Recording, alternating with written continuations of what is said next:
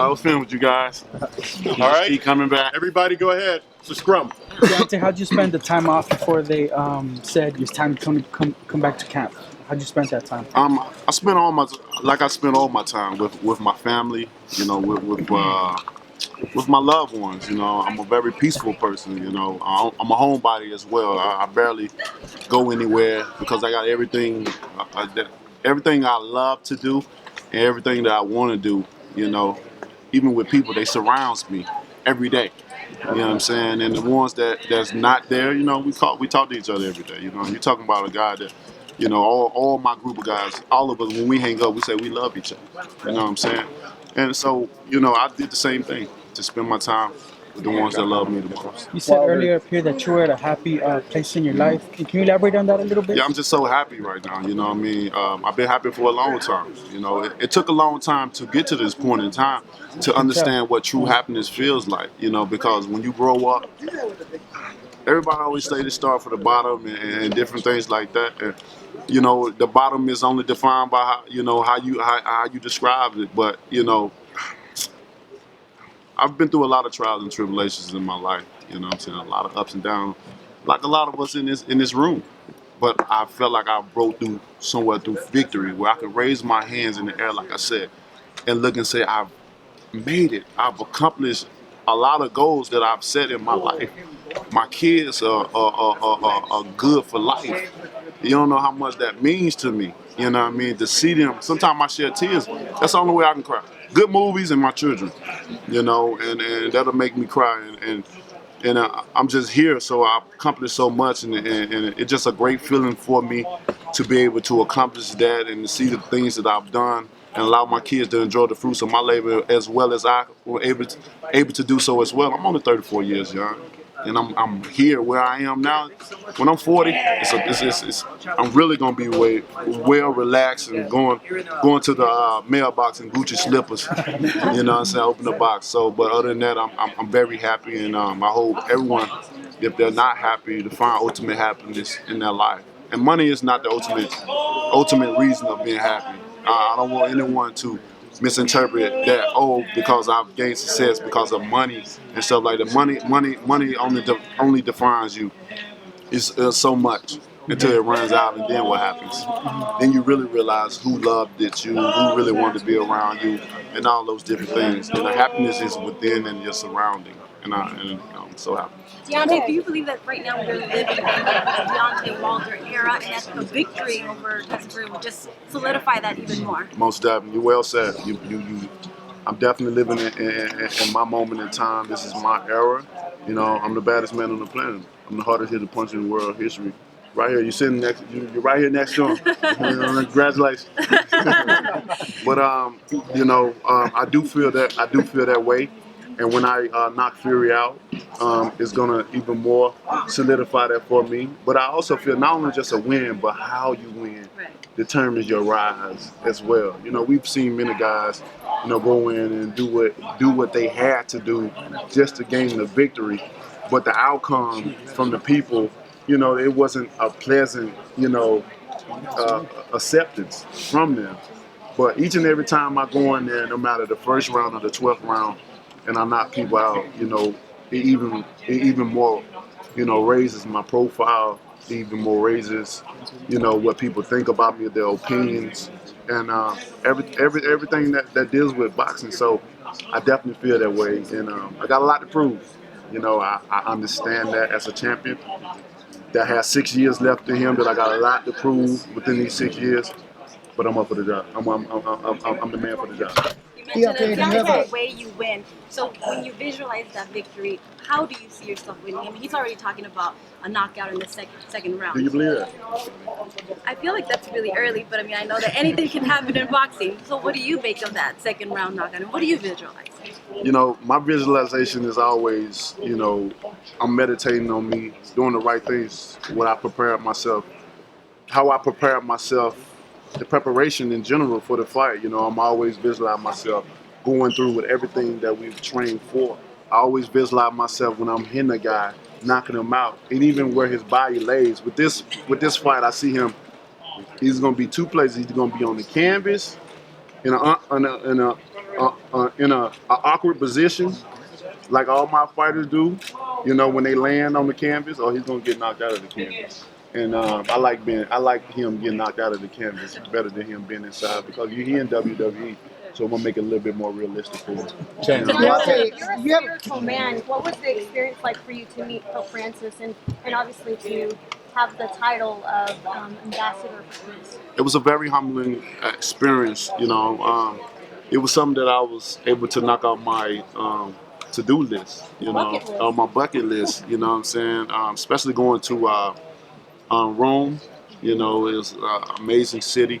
You know, just to visit in general. You know, that was something that was. You know, I still feel those exciting feelings right now, and just to meet the Pope and to know that he's a big boxing fan, and you know he was smiling, cheese to cheese. Who would ever thought, man? This country boy from Alabama came a long way, but like I said, I lead by example. You know, a place don't define where you can go. You know, it's all about in your heart and in your mind of belief, knowing that you are the good, you have it. You know, you have greatness in you, so providing your service. And by me providing my service each and every time, year after year after year, with so many people doubt me, so many people ride my back and tell me what I ain't gonna do, what I can't do.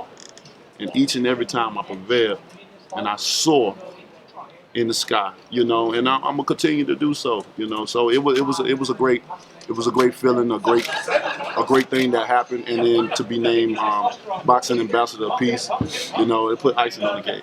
But what do you think about your spiritual journey? Like, do you think it's a lot of people who visit Rome, and especially not everyone to say they've met the Pope, Yeah. Well, I'm still on my journey.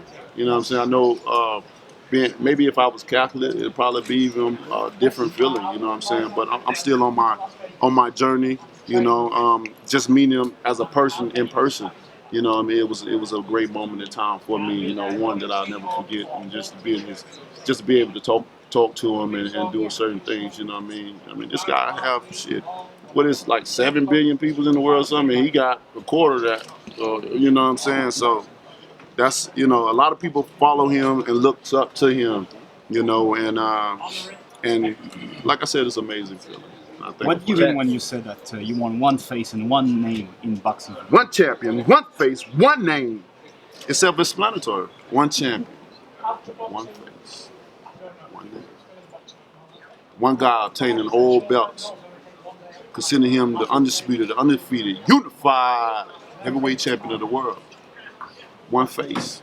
You looking at him. And what's my name? Deontay Wilder.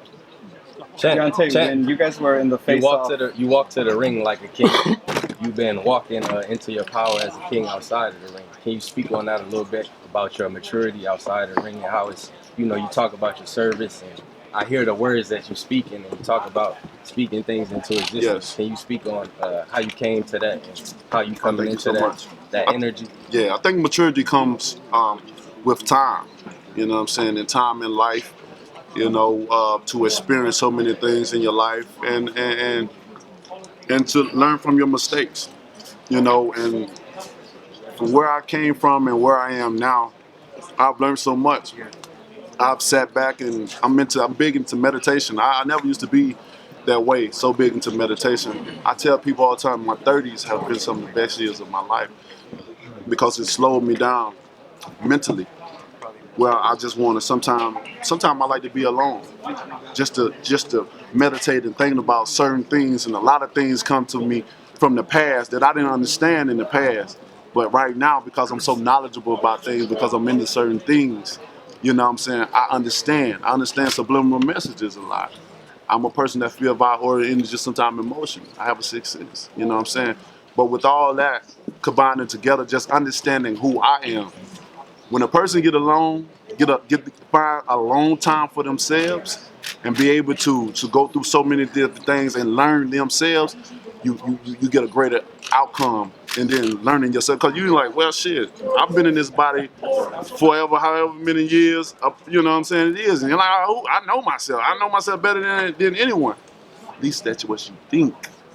Until you just things start unraveling when you start getting into things, especially when you find that peace. See, peace is a thing some people will never endure. Because when you at home off work, that really ain't no peace. Because you worry about shit. What time you got to get up and go to work again tomorrow? You feel me? So it really ain't no peace. You know what I'm saying? And then sometimes when we in a bigger city, we can't find no peace because there's so many damn people. There's so many. You know what I'm saying? So sometimes people don't understand what peace really is. Just sit down and say, rest and relax.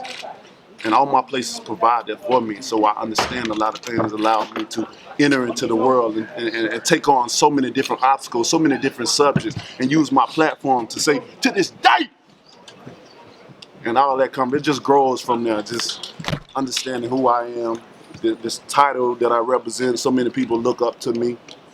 And they say, it ain't nothing wrong with being a role model. But like I said, I'm not perfect, and I let that be known. If I'm gonna be a role model, y'all gotta take me for who I am. Don't make me to be what you want me to be. Because I'm gonna be what I want to be and what God has placed me to be. You know what I'm saying? I may make some mistakes along the way. I may say some shit that don't make no sense. I may say some things that don't agree with a lot of people. But I am who I am, and I'm laying it down as a champion. And I want people to know that you can be yourself. You can believe in yourself. That's why I say speak it. Speak the things in existence, what you want to do. Low or high. It's unlimited. When your mind's supposed to be so big that, like I always tell people, my mind's so big that a spaceship can fit in. That allows me to expand my mindset to say, well, I want to do this and I want to do that, then it ain't no limit. If I want to be an astronaut, it ain't too late. You know, it may take a while, but it ain't too late. And that's just the belief. Believe in you. Whatever you saying, you believe in what you saying you're going to do. And that's the magic, the belief.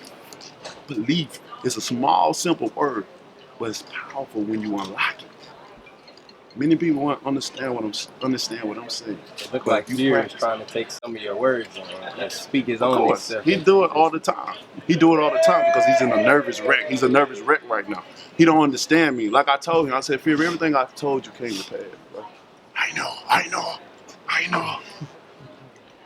And what I say today is gonna manifest come February 22nd. Last question. Last question. When it was the Brazil presser, you said you were going to go Mortal Kombat on his ass. ABAC, Same combo? Come on with it. Well, a different opponent, different style. Different So it's gonna be a different combination.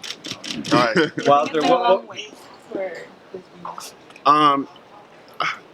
Well, it's right on time, I'll say. You know, I'm not gonna complain. You know, I could complain about a lot of things. I say, well, he didn't take the rematch, but we're gonna be here another 15 more minutes because I'm gonna explain that why he didn't take the rematch and changing trainers and stuff like that. So I just gotta thank God, thank the universe of us being here. It's the perfect moment in time because we both had 2 warm-ups in there. His role was a little bit easier than mine, of course, but it prepared me. It built up my confidence even more than what it really already is. So you can only imagine. So I say it's right on time. It's the perfect moment, the perfect time and place. And I'm happy for you guys because you guys get to witness greatness.